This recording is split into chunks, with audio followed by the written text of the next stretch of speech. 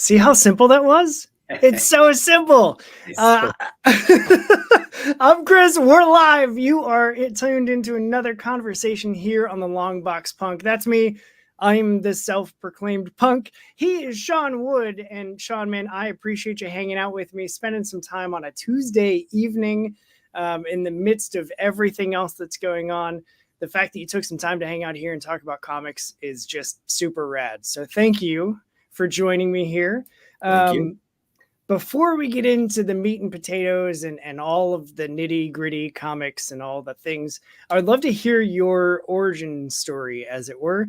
Like, how did you get into comics? How did you start writing? And then how did the Fog Within come to be on Kickstarter in 2024? Yeah. So first off, with comics in general, I was pretty much born into it. I didn't have an option. My dad, he's been collecting since the 60s. Oh, And he cool. has every single issue you can possibly think of, Marvel, DC, and all of that time frame. And sometimes 3 copies because, everything's worth something. Right. So that was great. I had anything I possibly want to read. I've said this a couple of times. My middle name is Logan because of Wolverine.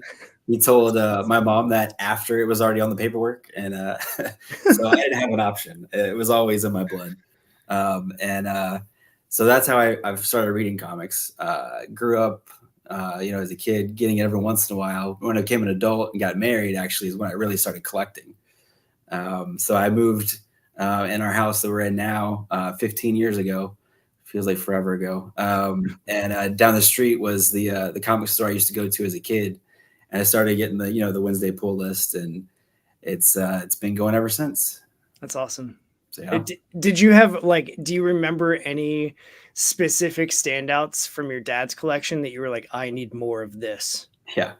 A lot of the X-Men from the 80s and 90s, especially when Jim Lee got involved, and really, actually, Age of Apocalypse is one that stood out for me with the X-Men. I just thought that storyline was so cool.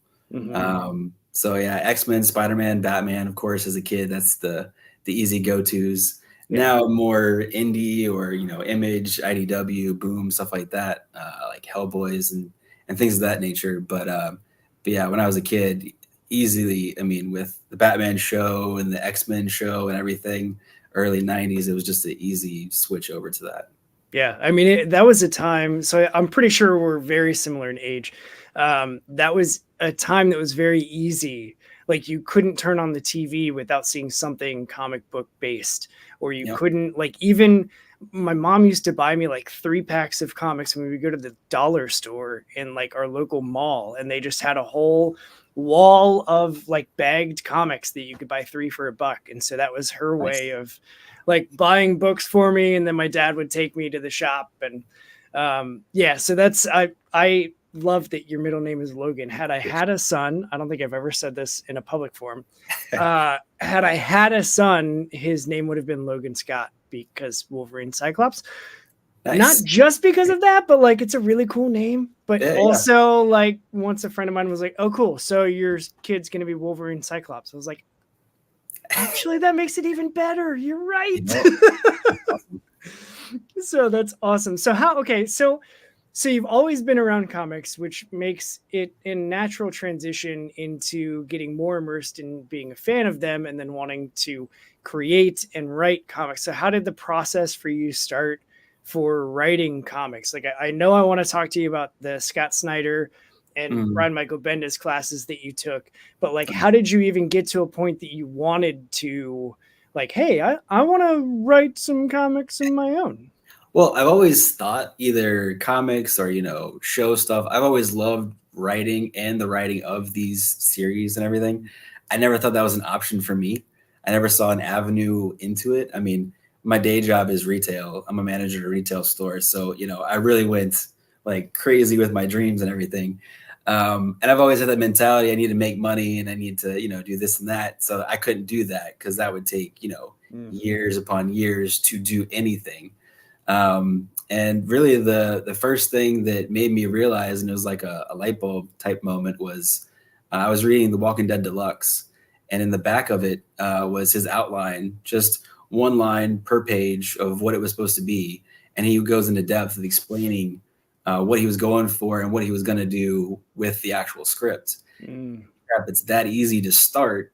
Just build the story from that, just one line, and go from there. And then after that, I just got hooked. I had thought of ideas, and then I was just trying to figure out a format of how to actually write a script, whether it's full script or Marvel way or what have you, and just Yeah. build there. That's awesome. So it was seeing somebody else's script that you were like, I can do that. Yeah, it was just one sentence, That's awesome. just start slow and then just build from there. So Yeah. Yeah. And that's a very common message that I've heard is like start small, start slow, like you don't have to jump into having this, 400-page epic planned.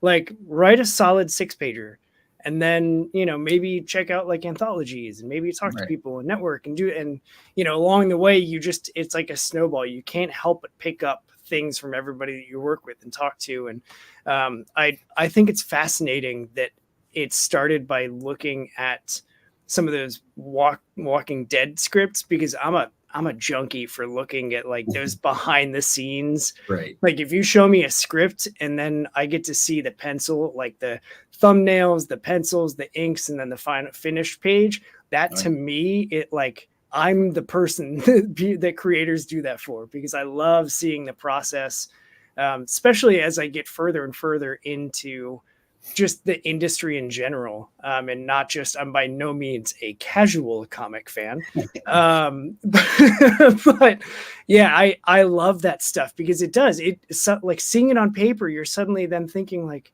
holy crap, I could take a stab at that. Right. Like it might not be The Walking Dead. Yeah, like yeah. I can dip my toe in that water and see what that's like, and if it works, awesome. If it doesn't, okay. Exactly. So I think that's great. I love the starting small thing too. Be a nerd. I'm putting that on me. Like, you gotta nerd out about this stuff, especially if it's something that you're interested in. Like, have you always had the want to create stories? I know that you talked about like living your best retail job, and like, man, I work for a bank. Okay, like I'm by no means the like super. I'm the Clark Kent of things, where like I do the very stuffy, boring things during the day, and then I take off the tie and have fun. So like, do you always just find yourself like kicking around ideas? Or did you always just kind of have this one to start with, The Fog Within, and you just kept coming back to, like, how did that story come into development? Yeah, so I mean, I've always been on the sidelines of the art world. Like even when I first got married, I realized there's business out there for wedding photography. So actually, for the first year of marriage, I tried that out. So I've done that kind of thing, but then I've never really pursued too hard on anything.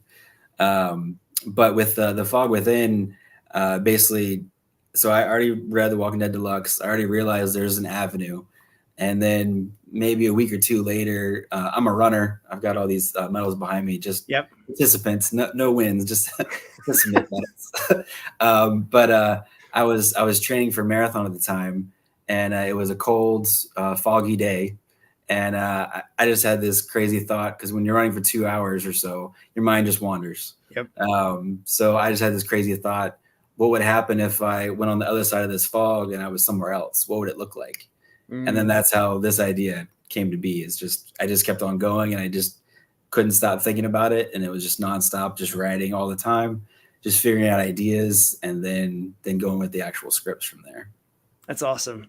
My medals are hidden somewhere back there on the floor, probably behind a stack of comics. I was more into running in college, but there's definitely the thing of like, you just let your mind go. And like part of that is the peacefulness of running. Like once you get past the fact that you can't breathe and your muscles are burning and your body just wants to stop and die, once you get past all that stuff, the like peacefulness of running is a real thing. And unless you're like, I could never do a marathon. My asthma is too bad, so I max out at a 5K, and I'm never going to win anything, and that's fine. I'm not doing it to win. I just like that's my avenue. But I love that like it was a real life thing that you then kind of pulled in. And I'm curious, not to get ahead of myself, but like let's just get ahead of ourselves. So you've got The Fog Within. Issues 1 through 3 is live right now on Kickstarter. I'm gonna Yep. totally cheat and look at your Kickstarter page. It ends Friday, September 20th, so 24 days to go. Plenty of time. You're knocking on the door of 50 backers. Yep. This is your third campaign. Yep. All three have been The Fog Within, correct? Correct. Yep. So what's the like? What are the big learnings or takeaways that you got from the first two that now doing the third, you're kind of like implementing or using to better the campaign this time? Yeah. So when I was pre-launching the first one, I still wasn't really seeing any indie guys. I was trying to go to cons and meet up with people and get ideas Yep. because, of course, tons of people are on Kickstarter that'll be at cons as well. Yep. So I was just trying to go in like a 3-hour radius around me and to like everything I could possibly think of and show like sample pages and say, hey, this is what I got. What should I do? It was like 2 weeks before my first one went live. I got hooked up with a couple indie groups and they talk nonstop about, the process and where they're at. If you have questions, they're more than happy to help everybody out. And they're not, hiding anything. They're sharing all the secrets. So really the first thing that helped me out with Kickstarter was I was going to do automatically without any audience, like a $4,000 total. And I definitely would have not got that. I barely got 2,500 like the last day, like 5 minutes before it finished. Oh man. So I was like, nail biting. And I was actually on the road. I was driving to watch a football game while the last 5 minutes was going on. So I was at a stoplight and I realized I funded. Jeez. So that was nuts. But I'd say that's the first thing I learned was, different things with indie groups, talking to see what they've done and changing things up immediately. What they say, like if you know a guy that's done, 5, 6, 10, 20 Kickstarters, they've done it a couple of times and they've gone through all these hiccups. You want to listen to anybody that'll give you that kind of advice. So I changed some things up real quick. That was the biggest thing for the first one. The second one, I finally had somewhat of an audience. I was also pre-launching for a little while longer, giving teases and showing up in other groups like Reddit groups and Discords and just getting out there a little bit more. So building a little bit more of an audience before I went live. And then with the second one, it was still difficult for sure because the audience is still small.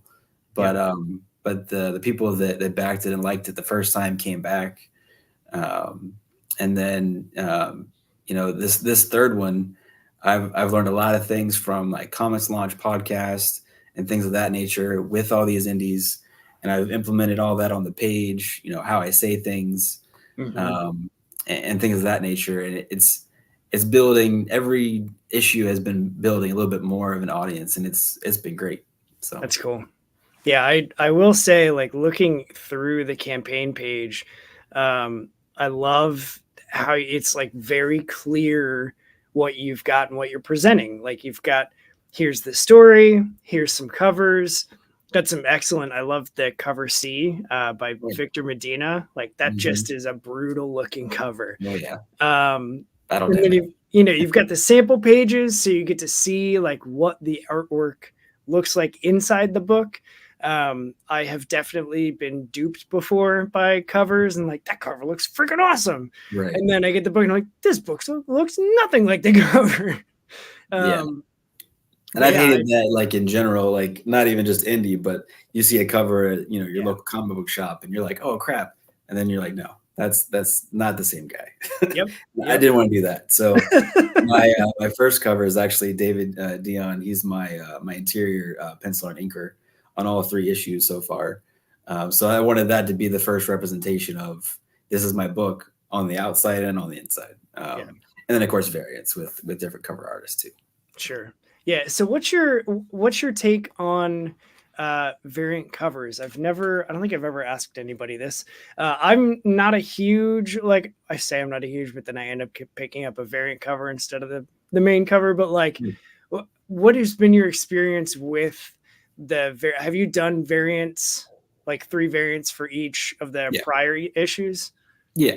So the first one I had my interior artist do A and B, and Okay. then I had another cover artist do C, and it just helps bring more awareness. Mm. It's more things to put out there and showcase other characters. So I'm not having the same character on all of them typically. Yeah. So that way you can see more of the cast in a bigger way.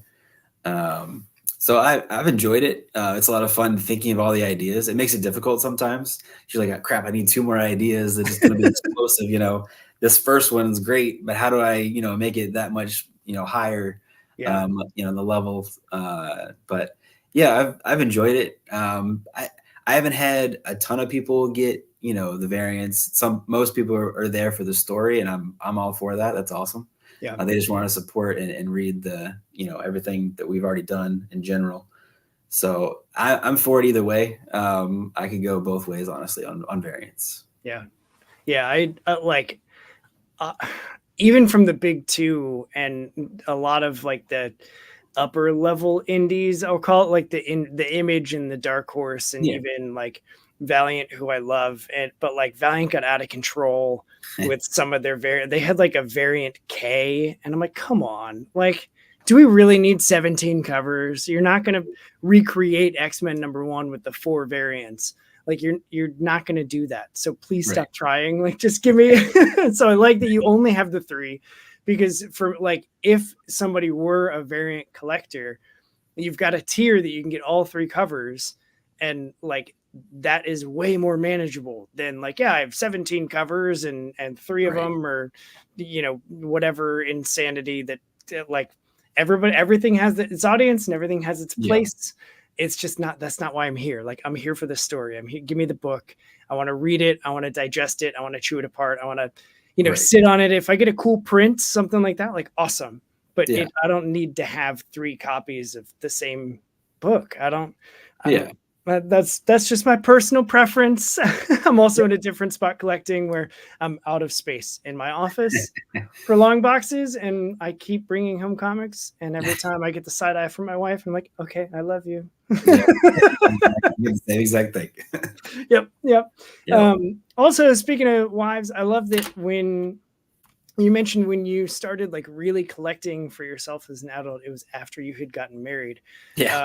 And my collecting definitely ramped up after I got married as well, because it was like, really big as a kid, like buying a bunch of books, and I still have the majority of them, other than a select few that got lost in a flood in my mom's house. But Mm. I'm not sad about that. It's fine. I've recovered. But like, it wasn't until I got married that suddenly it was like, this is a thing that I want to do. And like, now you're stuck with me. So, Right. hey. So I love hearing that I'm not the only one that did that. Yeah. So with my story, it's kind of funny because my wife, she thought I was like the skateboarder type when we Okay. started, dating and everything. And I wasn't great at all whatsoever. I was more wearing the gear than skateboarding at that point. Yeah. So I was somewhat of a poser, I'll admit it. But I really didn't know, like, I know something was missing. You know what I mean? So Yeah. like I had to have something else. And I always fought, like, especially in high school, because this was like really before the MCU and everyone's always watching, all these comic book movies at all times and shows like The Yeah. Boys and everything. That wasn't a thing. Yeah. So I was more of somewhat of a closeted nerd, honestly, in high school. And then when I, got married and we moved and it was just right there, I literally could walk to the comic book shop. It was just so easy. And I told myself, I was like, I'll just start with like 1 issue, a week. And that turned into like 10 issues a week. And then Yeah. like, oh, it's fine. 20 is, you know what I mean? So, Yeah.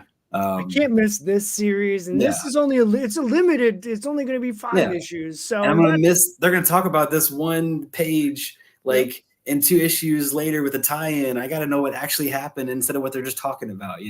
Yep. Got me. Yeah.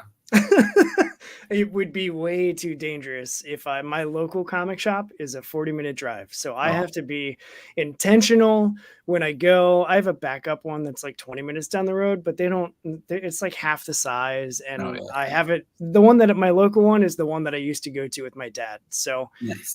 like it's still open, which is awesome to say, like 20 or something years later. Right.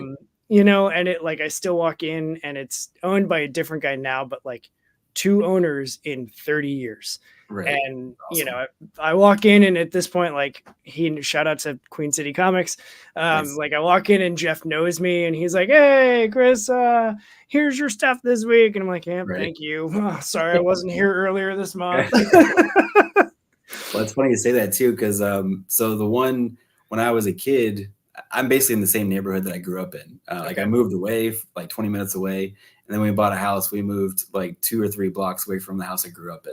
Okay. So the same comic shop is where I went to as a kid that I'm going to now, and he's actually so it's the same guy and everything when I was younger, and he's actually really the person that started pushing me to make the comics. Oh, And I was cool. always talking about, hey, it'd be cool. I think this would be better if you did, this in the story. And I love this. And he's like, you should do something. So that was like the first push when I had the idea for the Fog Within and I was looking at, scripts and Scott Snyder stuff and everything. He Mhm. really was like the one that was saying, yeah, you have to do it. And I was like, are you sure? I don't know if that's a good idea. And he's like, no, don't think about it too much. Just do it. At least do one issue. At least you can say you've done it, and just have that accomplishment. So he actually I have a shout out in my first book in the credits, and it's my comic book guy. So Oh, cool. pretty cool. I love that. I love that you had somebody that was telling you to just do it. And I wish I could steal that if that wasn't already a catchphrase for a Right. really big company. Me I too. wish that I could steal it Yeah. because it comes up like 80% of my conversations of just like, you just got to do it. Like, if you Yeah. got the story, like, just don't sit on it. Don't overthink it. Don't overwork it. Don't worry about it being perfect. Just do it and like get it out there. So I love that you did it. Have you like brought books into him to be like, "Hey man, you want to sell my stuff on your Oh shelf?" yeah. Yeah. So he actually he's one of my backers for all 3 issues. Oh, that's awesome. He gets the epic retailer tier. And he either gives it away just to for the first issue, try it out, and then everybody buy the other issues, or he does other things with it too. That's But I'm cool. actually in my area. There is a lot of comic book shops. I haven't got to all of them yet, but I'm in about a 30-minute radius. I have like 6, Oh and I'm wow, in all of them. So that's that's pretty cool. awesome. Yeah. So Yeah, they pretty much put me right at the register too. that's So cool. there's been a couple times I was wearing my shirt out in public, and actually I got recognized, which is so weird because I've only been in comics for a year. They're like, you're the writer of that. They didn't say they bought the book. I don't know if they did or not. And I don't want Sure, to really ask yet, but they at least said that they saw the book and it was there and it looked cool, and it's just that's nice awesome. pulling me aside and saying, hey, that looked awesome locally. Yeah, yeah, that's a huge one. I wish that's my one like gripe about my local shop is I wish there was a bigger. He's got like a shelf, but everything is stacked like all on top of itself. And so if Right. you want to actually, you got to like pull all of them out and lay all of them out on top of the, 8 million Batman books that he's got. And Right. it's just to figure out like what local books he's got. And that's my one thing of like, come on, man, I know we've got creators in the greater like Cincinnati, Northern Kentucky area. Oh Like, yeah. come on, dude. And I know, like, personally, I know some of them. I know they're making books right Right. here. But that's awesome that you've got all of like 6 of them in your area and that you're getting recognized. That's super cool. Yeah. Yeah. Yep, it's been pretty cool, and everybody's been real supportive. So at first, I didn't go with my first issue to the comic shops. I went when I had 2 issues in hand because show them I'm not just doing it a one-time thing. Yeah. I was real nervous at first. I'd called everybody and everything, and then I went in, and yeah, everybody was excited to talk to me and give me advice and tell me what cons to try to go to and what cons to avoid, and that kind of stuff. So it was really cool. That's neat. I love the like comics community that is the supportive community Yeah. and not the like super negative toxic people, because they're out there. But I think those are more just fans that aren't fans. Like they just say they're fans Right. because it's cool now, and then they just complain about everything all the time. Like, Sure. listen, man, I know you're just the quarterback from high school football. I remember you. You Right. like almost stuffed me in a locker that one time after English class in freshman year. Like, come on, dude. I know you're not a fan of this Yeah. stuff. Yeah. Oh yeah. That's So you mentioned Scott Snyder, and I wanna talk like I've heard of these classes before. I heard that they fill up like immediately. So how did you like how did all of that come to be with the writing classes through Scott Snyder and Brian Michael Bendis? Yeah, so they both started it when Substack started. So that was really cool. It came out. I think they were the big ones. There's a couple of the big ones too, but Substack was really pushing it. So I saw it immediately. So the writing classes in general, anybody can join. I think Brian Michael Bendis is now through his website instead of Substack, but he's still doing it. And Scott Snyder, he does it still through Substack, but also through Best Jacket Press, which is his company. And so anybody can join on the classes, and actually you can go back and watch all the classes that he's done Oh wow. of process and different guests and how they got into comics and everything. But the side that I'm in now, it was like 6 months, maybe a year after I started the class, is I meet with him once a month. And that tier, I can't remember what they call it, the jacket tier or something like that. That does go out in like 5 minutes when he opens it up. Yeah. And it's crazy that he does it, honestly, because he has so much going on at all times. I mean, Mm-hmm. he's doing the Witches show right now. I think they're about to do season 2 scripts. They're making season 1 still. He's got the absolute Batman and all that new DC Universe stuff coming out Yeah. October, November, and he's just slammed. But I've been able to see him almost every month since last September. That's awesome. And when I first came to him, I was nervous because I just lettered the first book right before I was going to print, and I wanted to talk to him and see what he suggested. And he made a couple really good points. In my first book, how to change things so it made more sense. And then after I talked to him, I went to print. And then ever since then, it's been about either the next issue with a script, or how things are coming to be, or pitching the book to a Mm. publisher, and how to fix the pitch. And he's been real supportive. He's put me on Twitter a couple times. Hey, look at this book on Kickstarter. We've also gone over like anthologies, like his anthology, which I think has 2 more days left, 1 day maybe.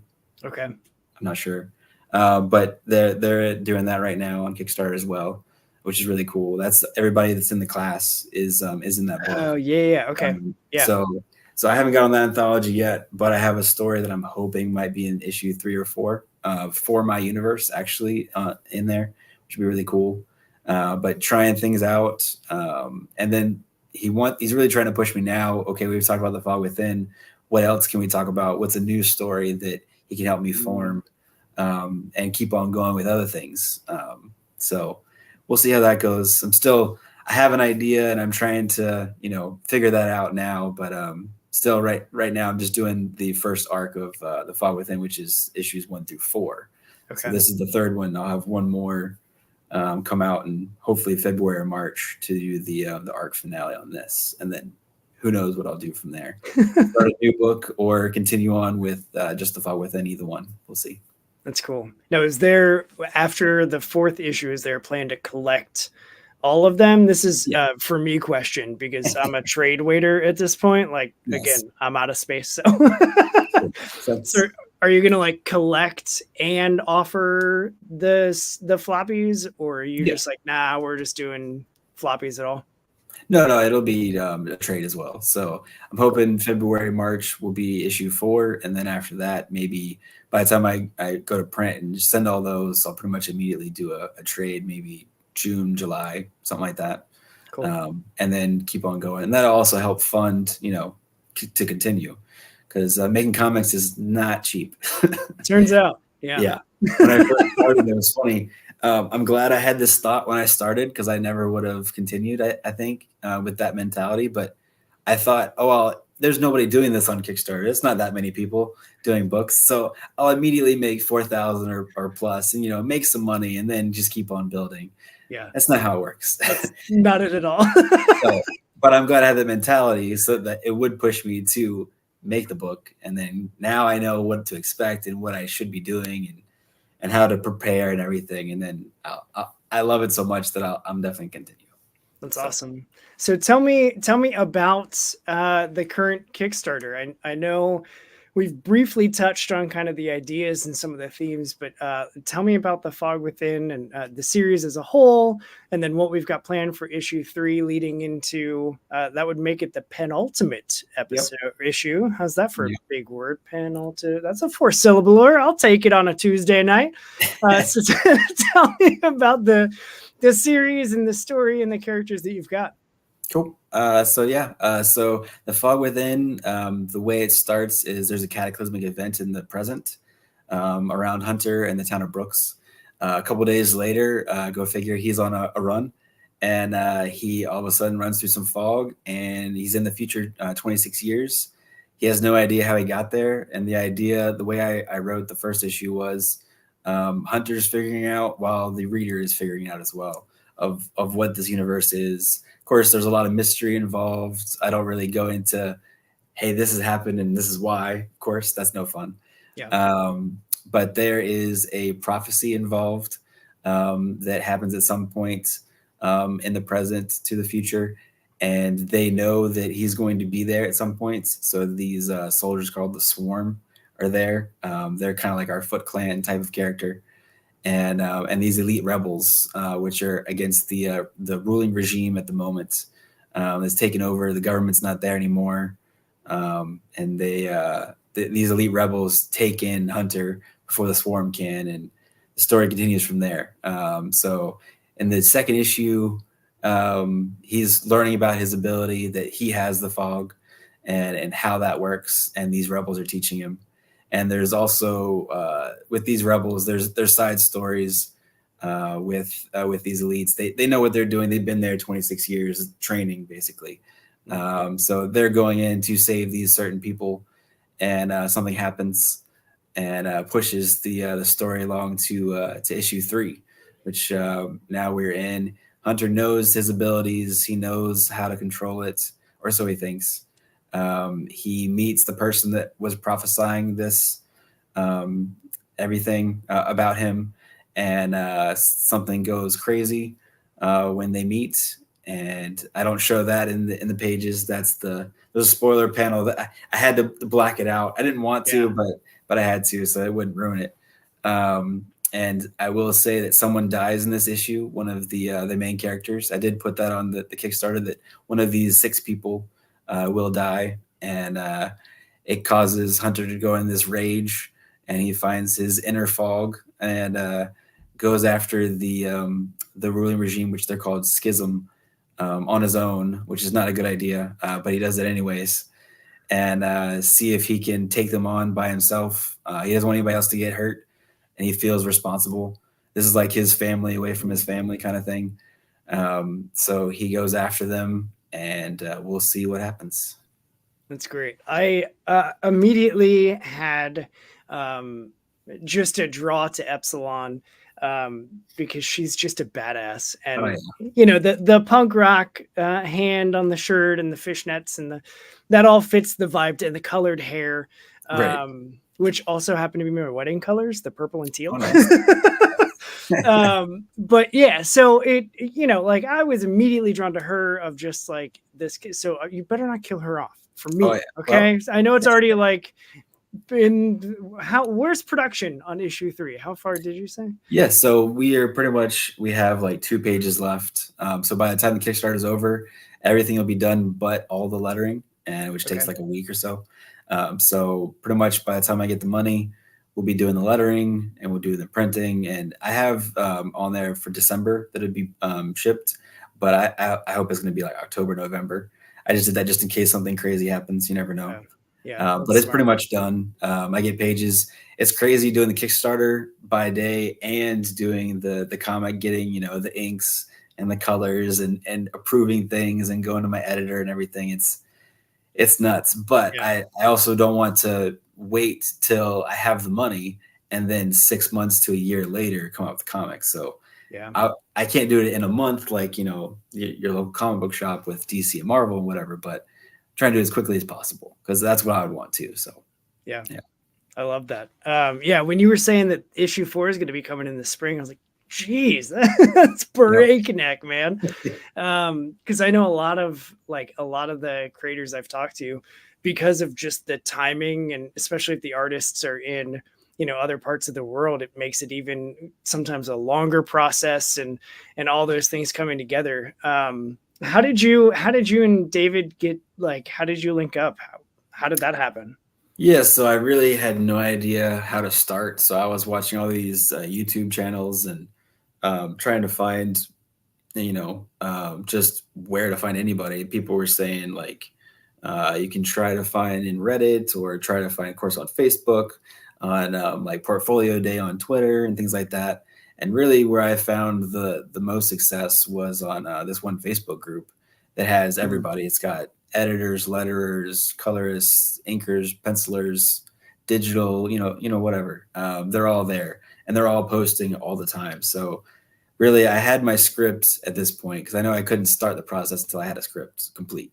You Yep. don't want to try to find the team and then by the time you're ready, they're gone, type of thing, Yep. especially being the new guy. So I had that, and then I scoured this one Facebook group all day, every day, for about a month and a half or so. And I finally found a couple people that I wanted to reach out to, not knowing how to do any of this. Just day by day was really learning exactly what I need to learn that day. I Mhm. learned that day, that hour. It was nuts, really stressful, but Yeah.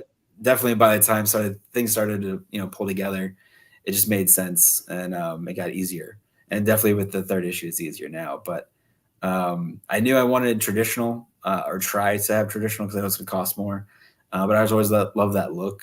I was really going for like an early Image or like early Jim Lee type of X-Men type of feel, and David was perfect for that.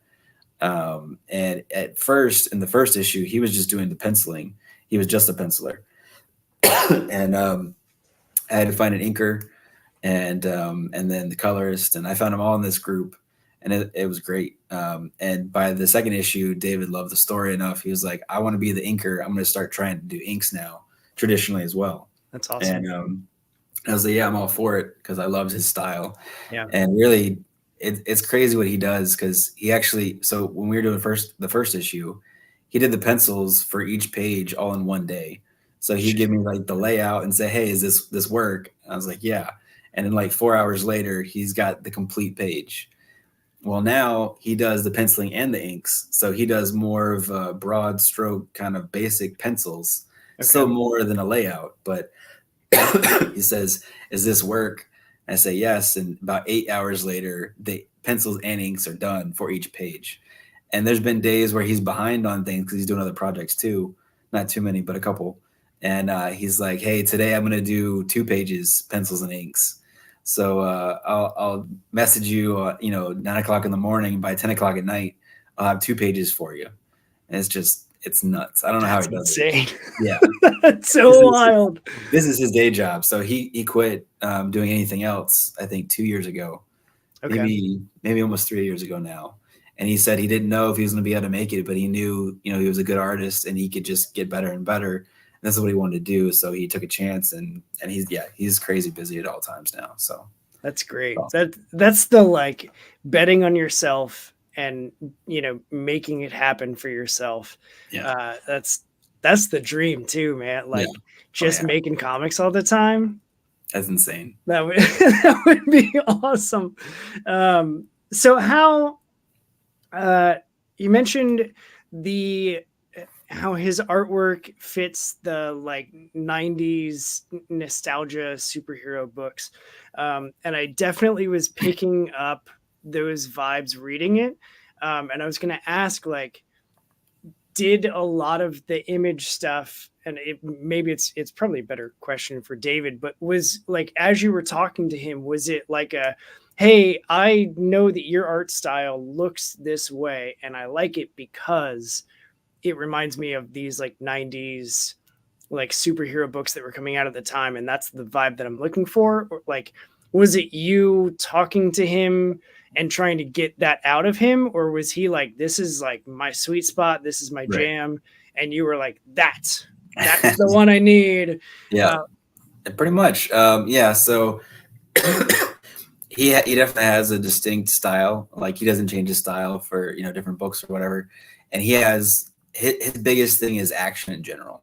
Mm. So, and that's really what I wanted to go for is, yeah, I'm gonna have a great story, but I want to have those crazy action scenes too, and just wild out there. And yeah, he was perfect for that. So That's cool. that's what all of his portfolio was pretty much. Yeah, hey, do it. It's a lot of talking. I do love that the first issue jumps right in. Yeah. There is no like once upon a time, blah blah blah. Like there's no lead up. It's suddenly like, wow, what the hell is happening? Like I went straight from like, okay, this looks cool, like reading the credits and looking at the variants that you've got in the lead of the digital books, and then just like bam, like guns are firing and these troops are all over the streets, and I was like, what is happening? And it just Yeah. like continues. And like, how is that reading it? I emotionally was just like high strung the whole time. Are you just drinking like pots of coffee a day as you write this stuff? Well, it's funny. My mind will wander like that, but I am not like the crazy, energetic type of person out there. I mean, other than running, that's really my only thing. Yeah. But my mind will wander like that. And really, the reason why I started the story like that was one of the lessons that Brian Michael Bendis had in his class. And he said that a lot of creators, when they start out, they want to have, they explain the story and get you involved in the world and everything, and then go into the fun and the action and the story. And he said, really, your sweet spot is typically your third issue, and you wish your third issue was your first issue. So you want to integrate the ideas of a third issue type of action into your first, and it'll be more explosive and it'll be a much better beginning. And so that's really how I got that. If I didn't watch that class, I never would have thought of that. I would have had, the, like you said, like this is the story, this is how it's going to go. Yeah. And slowly build in. But he said you want to start big, like a third issue in your first issue, and that always works out better. That's so smart. Yeah, as I was reading it, and because I perused the Kickstarter first, and then was like, all right, well, I want to read the issues to have stuff to talk about and have a better understanding of the story. And so after I read that you had taken those classes, and then I was like, oh, that's a really cool like technique to just throw the reader like, just threw the hood over our heads, pushed us out into the street and said, go, Right. here's the story. And just like full immersion. There is no slow ramp up. There's none of that stuff. And I was just like, that's so freaking smartly written. And Thank you. like, I had seen that like the under your creator tab, and again, I'm totally cheating and that's fine. You had said like he's tackled his first comic series and now hopes to do more. And I was like, wait, this is this your first comic series? Yep. This is my first ever trying to write. This is my first, everything. And that was about a year and a half ago. So yeah.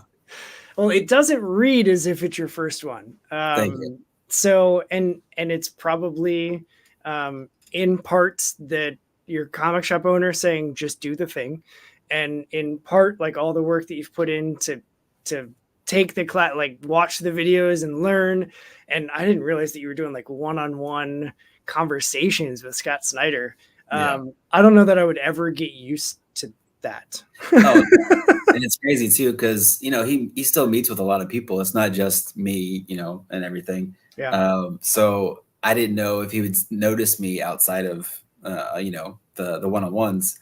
And he came to a local con. I didn't tell him I was going to be there or anything, because I'm nobody, and I was in line with my son, and he said he saw me from afar, like a couple people in front of me or whatever, and he's like, "Hey, what's up?" He's like, and he pointed to my son. He said, "Your dad's an awesome writer," and he knew exactly who I was. And That's it was funny awesome. when I got up to him, he was just like shooting the breeze, like we're buddies, and he's like, "Hey, you get hanging around for a while. I'm going to be slow at this time, so if you want to hang out, we can hang out and try to do something." I was like, "Yeah, okay, I'm gonna hang out with Scott Snyder at the con, I'm sure."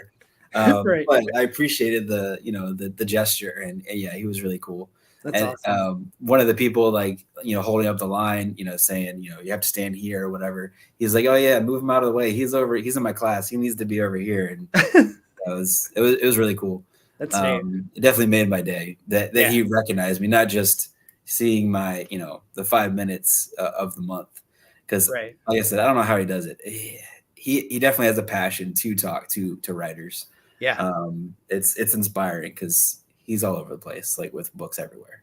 Yeah. And every time I read his Substack, I'm just like, how are, like, he's talking about this stuff casually, like, yeah, I did this and I was here and I have these appearances and I flew over there and I had this. Oh, and I have this series coming up and I'm writing in this thing and I'm working. And I'm just like, dude, I can't even, like, I'm struggling working my regular bank job and Yeah, like yeah, doing one thing. How are you doing like 17 things?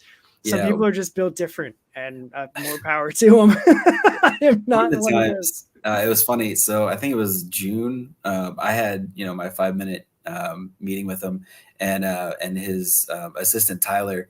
He emailed me the day of, and he's like, "Hey, sorry, we had to cancel. He had to go on a flight real quick, but we can do next Tuesday. Can you do this time?" I said, "Sure."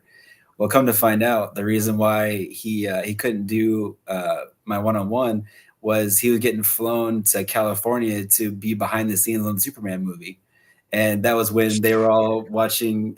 All the DC guys were there to see one of the scenes being filmed, That's and so that was awesome. the reason why he missed our meeting. I was like, I guess he has an excuse. I won't hold it against him. Yeah, yeah. So when I got on the meeting, I was like, "Holy crap, that's where you were? That's insane." And he was like, "Yeah." So, anyways, about your book. So That's yeah, wild. Just like full dismissive, like, yeah, right, it's right. fine. It Yeah, was a just another day. Superman movie, whatever, no big Yeah, deal. yeah, crazy. So your book lists off a bunch of, if you're a fan of these, you'll probably like this. Just to name a few, you've got X-Men Days of Future Past, which is like Oh yeah, just amazing. I'm definitely an X-Men kid of the 90s. It's real shiny and stuff, but like these are all 90s nice. X-Men books, except for that one, which is a reprint of X-Men #4 that I got Stan Lee to sign. Because it's got, I mean, it's Magneto looming over the X-Men with the Brotherhood of Evil Oh Mutants, and yeah, it like, come on. Um, but like V for Vendetta, which is always in the conversation of favorite comics for me and favorite movies. Children of Men, I never see that mentioned. Like, I thought I was the only person that knew who Clive Owen is. I used to work as like a manager at like a Hollywood Video back in the day when you had to rent movies. right. And I went on a huge Clive Owen kick and I watched like every movie that we had of his.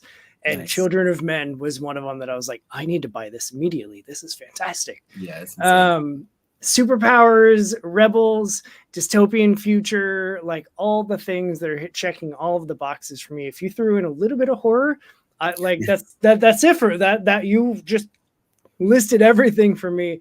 Right. So how did you? Is that just like, is that your like natural interests when it comes to reading comics, that you Yeah, wanted to create a story in that? pretty much. I mean, I'll read anything. Like, Same. I mean, crime. I mean, pretty much anything. It doesn't matter. But definitely superpowers and dystopian in general is definitely my go-to. If it's there, it's automatically a buy. So that's why I came up with the story the way I did. Plus, with dystopian futures and everything, and with world building in general, there's so much you can do with it. There's not like a set. Towns have to look like this, Yeah. and cars and people. You can do anything you want. It's your sandbox. Yep. So that's really where I was going with it. I wanted to expand. I have a lot of ideas in the book of very specific things, and I could just make everything my own. So, and that's what I love about dystopians in general too. Like, the cyberpunks, the like, the video games, cyberpunks 2077, stuff like that. Yeah. All those kind of things are just insane to look at, even. So. Yep. And that's the fun of creating, is like, if there's a thing that you enjoy, you can incorporate that into your story. And it's like, yeah, no, this is for me and it's for you, but like, I like this thing. Right. That's awesome. Now, how, so like, we just hit on a bunch of comics, on movies, video games. Does music play into your influence or your process at all? Like, when you're running, are you one of the people that doesn't run with music? Oh no, I have to have music for sure. Okay. I was gonna be really concerned.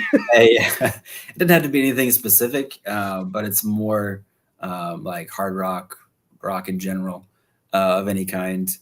A lot of it's typically been newer, honestly, just because it's what's on the radio, what my local station will play, and I like that, whatever random band, and I'll put it on the playlist and just play along.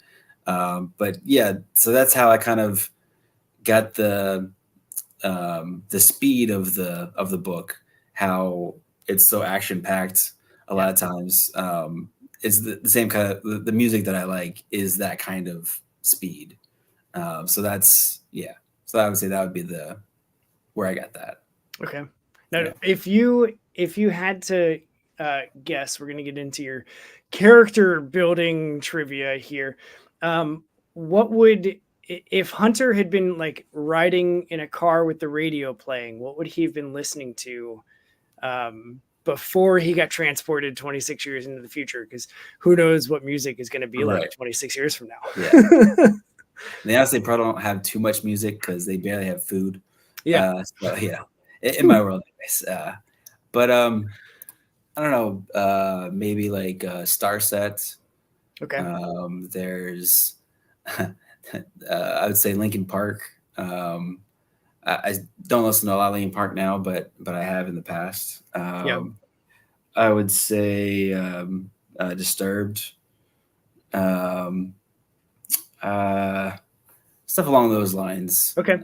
Not a whole lot of specifics. It's more of, like I said, whatever's on the radio that sounds cool is what I'm putting in. Yeah.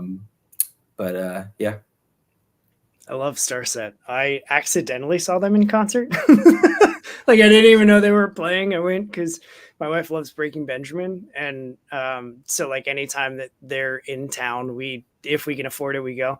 And they were in town with Seether, who completely were just a snooze fest. I was so disappointed. You could just tell that they were like hot and they didn't want to deal with our humidity and everything was miserable.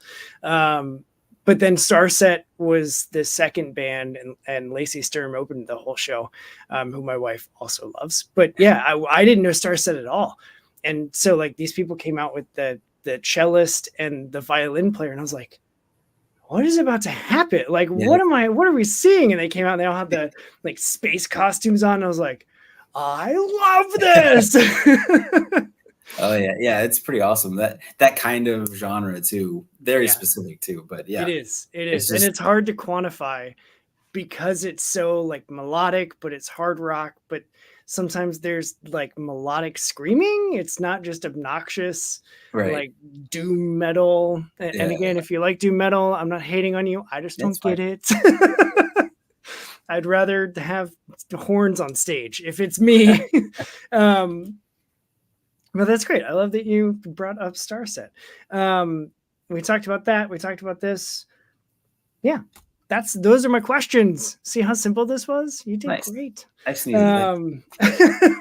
Now, this is the part that I warned you about, where I'm going to stop talking, and I always like to end every conversation that I have with any indie creator by giving them space to just talk about anything that might be on your heart, or you just want people to hear whatever. It could be about your book, it could be about you, it could be about running, it could be about the science behind fog and how it happens. The content doesn't matter. I just want to give you a space to be able to share whatever you've got for folks. So the floor is yours, my friend. Yeah. So when I was thinking about it, Really just I'm still the new guy, but don't if you haven't started your own book and you're thinking about it, definitely, like we've said, just do it. Don't let anything stop you. With Kickstarter out there, with other supportive indies out there in general, there's plenty of stuff out there to figure out what you need to do. So just make your dreams happen, because it's insane. It's difficult and it's not all easy and fun and games, but when it is, it's the best feeling in the world. So That's yeah. awesome. I love it. That's the beauty of indie comics Yeah. is that right there. Well, again, just to recap for folks, the Kickstarter is running for 24 more days. So through Friday, September 20th at 9 p.m. is when it shuts. So you have until then to get in on this campaign. Currently, I don't know that math. You're like 4 It's out like of 5, 500. 8. You're just shy of like 80% funded, Yeah. based on my very rudimentary math. And you've still got all these days to go. So hopefully we don't have a last minute, 5 minutes left at the stoplight funding message, even going into the slump that every Kickstarter goes through in the second week. But I'm stoked that I was able to hang out with you and talk to you a little bit about the book. Thanks for joining me and taking time out of your evening. This will be available. It's going to live on YouTube. And also, if you've been listening, I appreciate you tuning in on whatever podcasting platform it is that you're listening to. But that's going to be it for this. Oh, we got to take a picture. Let me. I have a key command shortcut. This will be used for the YouTube thumbnail. So it's just another little thing that I do so that you get to present yourself how you want to be seen. So Cool. Let me know when you are ready. It's just the glare of my glasses. I deal with it all the time. All right, here we go. 3, 2. Cool. Yeah. Great. All right. And with that, Sean, we're done. That's awesome. Our conversation. Hang out after I click the big red button. I've got some logistic stuff for you, but that's going to be it for this conversation, this episode, punks. Now, what's a good tagline? What's a good podcast without a good tagline? Go do what's good for you, punks, and read some indie comics, or better yet, make them. We're out of here.